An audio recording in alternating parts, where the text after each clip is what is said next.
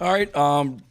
Really proud of our football team tonight. This was a tough week. Coming off last Saturday, that was obviously, to say the least, a tough loss last Saturday to LSU, and really proud of our guys and how they responded and went right back to work on Sunday.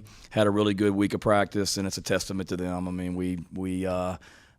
life is about disappointments, and we certainly had a bitter disappointment last week, but our guys responded the right way, and we do a optional pregame chapel for our players at the hotel before games, and Pastor Charles Jackson gives the message each week, and the thing he talked about today was anytime there's a setback in life, that's a set up for a comeback. And we certainly had a setback last week, and the way that we prepared set us up for a great response, comeback, whatever you want to call it, this week as well. Appreciate the fans, certainly. I told a lot of recruits that were here before the game that obviously last Saturday was epic with the atmosphere, but it says so much about Gamecock Nation that we have a non-SEC game the week after a tough loss at home. And what do? We sell the thing out, and that place was rocking in there tonight. And so appreciative of our fans. Saturday mornings, we stay at a hotel the night before games, like I said, and Saturday mornings I always get up and go for a run. There's a little neighborhood right near the hotel where we stay at, and was running through there this morning about 8 a.m. and at 8 o'clock in the morning, I wrote it down. It was Woodland Hills Drive, so I don't know who these two guys are, but whoever lives on Woodland Hills Drive off Bush River Road. Two little kids out in the yard this morning at 8 a.m. just hanging out in the yard wearing their Gamecock jerseys already, and told the team that before the game. And you can say it sounds cheesy and all that. It's a testament to what college football is about, and a testament to how amazing our fan base is. That, those guys, I told our team before the game at the hotel that people come and see us play on Saturdays, and it's the highlight of their week. And it was a great reminder for me this morning at 8 a.m., running past that front yard and seeing those two young guys out there in their Gamecock jerseys at 8 a.m. on a Saturday morning. Couldn't wait for kickoff tonight. Hopefully they were here in the stadium, but a lot of people that come and watch our guys, and that's what we talked about, is just making sure that we play us to a standard and play in a way that makes everybody that comes to see us proud as well, and thought we did that in a lot of ways tonight. Again, thanks to our fans. They were amazing, and appreciate them. Early on, had to adjust. We knew, I've got a lot of respect for Coach Moorhead, their head coach. We knew we'd have to adjust to a lot of new stuff offensively. They would show us some new formations. He's a brilliant offensive mind, and I thought we did that. Really proud of the way that we started the game.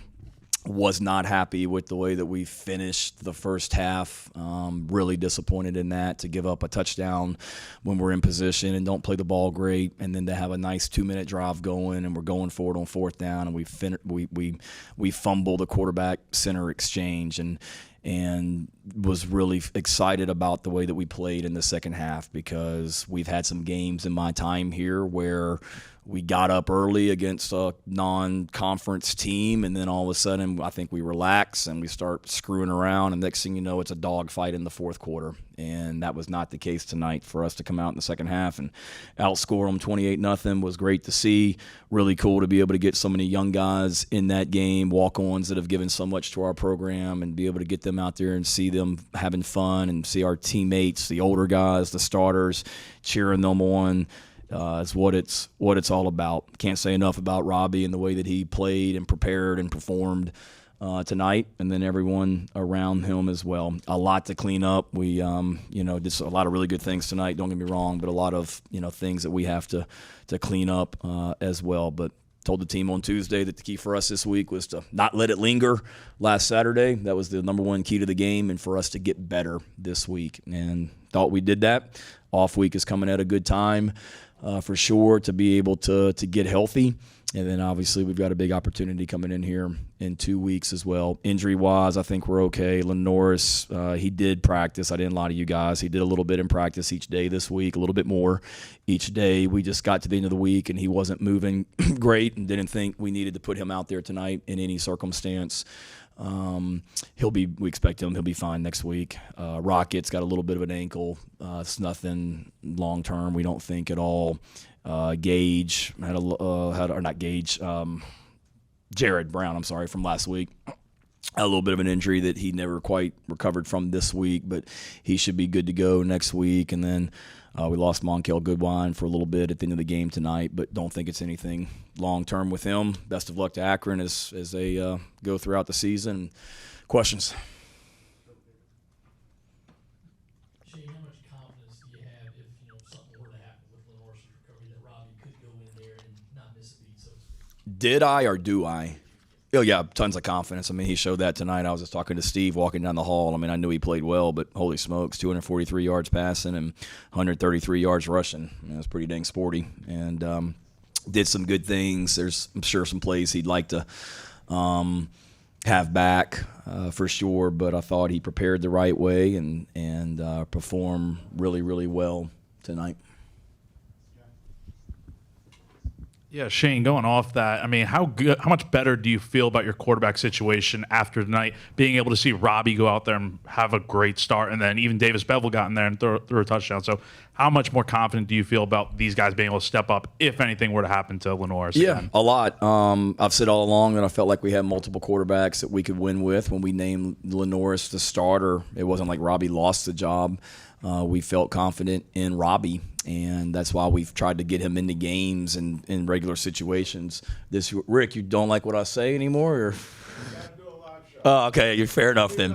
All right, appreciate it. Do you need to get a question in? Hey, Coach Tanner said he had. Yeah, I bet he does. No, but I've said all along that we feel like we have multiple quarterbacks, and Robbie did a great job tonight. He took a step for sure, and I thought nothing against the way that he practiced, but I thought he played a lot better than he even practiced this week as well. He looked very poised and calm, and really proud of Davis too. He's been on quite the journey in his college football career, and for him to get in there, he's an awesome teammate. He's so supportive and a great, confidant, whatever you want to call it, to Lenore's and Robbie both, and for him to be able to get in there tonight, make some throws, and throw his first touchdown pass since 2021, I was told, in the locker room, is pretty cool for him. So a lot of confidence in that quarterback position. How much of Robbie's success tonight do you attribute to the scheme, maybe going to what his skill set is, or how much of it is he just had a whole week of getting the number one reps? I think a little bit of both. I mean, it wasn't like we changed a ton of what we were doing on offense with him in the game. I mean, game plan wise, we probably had less passes in the game plan than what we typically have with Lenore. So that's not to say that just Robbie's not as good a passer. It was just we really wanted to lean on the run game tonight. We played with a lot more tempo tonight, trying to go fast and not give them time to get lined up. So that was a little bit of a new thing for us as far as the tempo. Not new, but just new this season as far as that much tempo. So I think it was a combination of scheme and being able to get the ball in the perimeter, but also just the week that he had in practice and just getting more and more confident and comfortable with what we were doing. And then those backs being able to get in there and do what they did. Oscar had some good, nice runs tonight. It was great seeing Matthew Fuller and Jaworn and Juju. We're a better team when Juju's on the field. He did some really nice things for us as well. So I thought everybody took a step, and Robbie was a big part of that. Got a lot out of Gage tonight. Yeah. 2 catches for, I think, like 79 yards. And then Yeah. Nick had more targets tonight than he has in previous games this year. But in a game like tonight, what did you kind of get to learn about some of the wide receivers and pass catchers that haven't been maybe as involved in the first 3 games? Yeah, I think those guys just continue to work. We started Gage tonight. There's great competition in that receiver room, and that's what I've been talking to you guys about since August, and it's really true. We felt like Gage had a better week of practice, so we started him tonight. And he hasn't been 100% healthy, and that's part of the thing holding him back. But all those guys, they just work, and Nick did some nice things tonight, and all those guys, but we're still a work in progress at that receiver position. There's a lot to clean up there, like at every position, but we've got guys that can continue to make one-on-one plays and make competitive catches, and it was nice to see them. I think they continue to grow in confidence and just continue to get better. you hit on it a little bit, but once Rocket goes down, the rest of your backs obviously press into a lot of service. What was your overall assessment of your backs in general, and particularly Oscar basically becoming a starter midway through the first quarter? Yeah, obviously hated to lose Rocket. That wasn't what we wanted to see, but we had a plan tonight to play those other backs more anyway. I think I mentioned to you guys either Sunday night or on the teleconference or Tuesday on the press conference, just we're not going to make a living with Rocket playing 50-plus plays every game. So we said that regardless of the score, regardless of how the game's going, we wanted to get Jaworn and Matthew some work tonight. Now, it happened a little bit quicker with Rocket going out, but we've got confidence in Oscar, and he came in and did a nice job. And certainly Jaworn and Matthew, I think both those young guys are going to be really big-time running backs here, and they showed flashes of that tonight. And then part of our game plan, too, was, to get Juju in there a little bit more, where he's kind of a receiver, he's a running back. Good things happen when the ball's in his hands. So I thought all those guys did a good job, and we've got to continue to find ways to get all those guys touches and keep them involved. Coach, like we've mentioned, you had some starters out at key positions, but despite this, you still got a lot of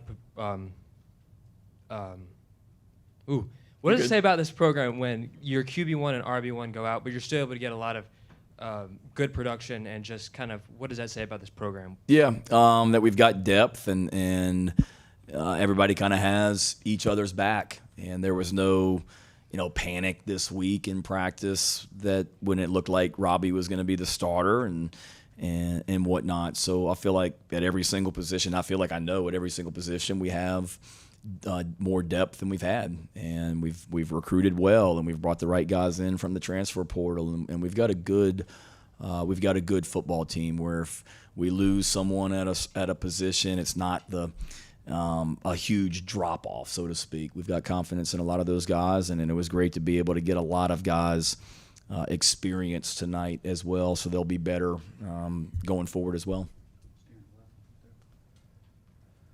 Coach, you guys were pretty aggressive tonight, went for it for 5 times on 4th down and the 2-point conversion early on. Just, was that the game plan coming in, or was it more just opportunity presented itself? Did I really? I guess I did. I didn't realize we went for it on 4th down that much. No, we wanted to be aggressive in attack. I wanted to be aggressive early, so we decided on Thursday, I think, that the first time we scored a touchdown, we were going to run that little, whatever you want to call it, play that Kai ran in on, something that we've been working for a while, and so we wanted to do that just to be aggressive the way that we wanted to play the game on special teams, offense, defense. We talked about it as a team that we wanted to be on the attack, and we weren't going to sit around and wait for something to happen. We really wanted to make it happen, be the aggressor early with the way that we were coaching the game. So it was by design. I think some of those 4th downs certainly were towards the end of the game where, I feel like, now that you say it, it makes sense. I feel like I told Dow tonight on the headphones, you got 4 downs more than I ever have here at South Carolina. Just it got where we got a drive going. I thought like we were wearing them down, and touchdowns were going to be big, and really just wanted to send a message to our offense and defense both that, we're going to be aggressive, and if we don't get it on 4th down, defense, we're counting on you to put the ball down and have our backs. Over here. Yeah. Yeah. Sorry. No, you're good. Going back to wide receivers in general, a lot of the talk, I feel like most of August and early on was just confidence is going to come in games, obviously in practice, but more so just Lenora seeing the ball connect with his receivers. So going into this bye week and with Ole Miss coming out of it, what are you doing to ensure that confidence and that connection is being built, even though Sellers missed today, and then obviously you have a week off? Yeah, great question. Continuing to just work on the fundamentals at that position. I've worked on the practice schedules for next week already a few days ago before this week ended, just kind of planning what we were going to be doing in the off week, and certainly we're going to give our guys some time off at the end of the week, but we're going to practice Monday, Tuesday, Wednesday, and those practices are going to be not resting up, but getting better. And particularly in the passing game, we've got to continue to be able to, run the ball anytime you can line up and run it for 53 times for 273 yards, you're probably going to be successful. So we've got to continue to get better at that. There's no question about it. But as that passing game comes along, it'll really, really, really help us, obviously. So from our standpoint, it's just continuing. I think Mike's doing a great job with those receivers and getting them better and just working with them from a fundamental basis and technique. And then we've got to do in practice, giving them plenty of opportunities to throw and catch, and we'll get a little bit of Ole Miss work this week in practice, but it'll be a lot of, South Carolina work, getting ourselves better for sure. You mentioned the LSU game to start today. You guys go into the bye week 3-1, but that loss is still there. Are you feeling content right now? Like, what are your thoughts as you guys go into the bye week? Content? No. I'm mad that we're not 4-0, and that's a whole nother story that we'll talk about at the end of the season. But certainly, I think if anything, we learned from last week, and certainly that was a really, really, really tough loss. I've moved on, but my wife will tell you I was watching the TV copy of the LSU game Thursday night at like 10 o'clock at my house, just still thinking about things and things that I could have done better in that game to have helped us as well. I think if anything, though, Jordan, it was just realizing that loss last week, there were so many things in that game that we brought on ourselves that if we had just been better, it doesn't even come down to the end. And knowing that we have to clean ourselves up, if you will, in order for us to get where we want to go. And I thought our guys attacked this week of practice the right way. And when you put so much into something like that game last week, there's a lot of disappointment. There's no question about it. And certainly Sunday was tough around our facility, and Monday's an off day, and Tuesday, I'm not going to lie, we walked in the team meeting Tuesday morning at 8 a.m., and there were, I don't want to say long faces, but you could still tell there was a lot of disappointment and realizing that there's nothing you can do about that LSU game anymore. And I'm like the quote machine tonight. I think I used this on my radio show, but I read this on Thursday morning, and it's great that the most successful, you were at the radio show, you heard me, the most successful people in life are the ones whose dreams and goals are greater than their memories. And to me, it makes a ton of sense. The most successful people in life are the ones whose dreams and goals are greater than their memories. So I told the team, if our memory of the Kentucky game and how well we played, or our memory of the disappointment of the LSU game and how we let that one get away in a lot of ways is greater than the goals and dreams that we have in front of us, and we're in trouble. But if we continue to just focus on what's in front of us and keep getting better, then we've got a chance to do some special things and learn from that LSU loss. So we've moved on. Nothing you can do about it right now, but we better have learned from it where we don't, get ourselves in situations like that again with some of the self-inflicted things that we had last week against those guys as well. Thank you, Coach. Appreciate it. Thank y'all. Have a great night.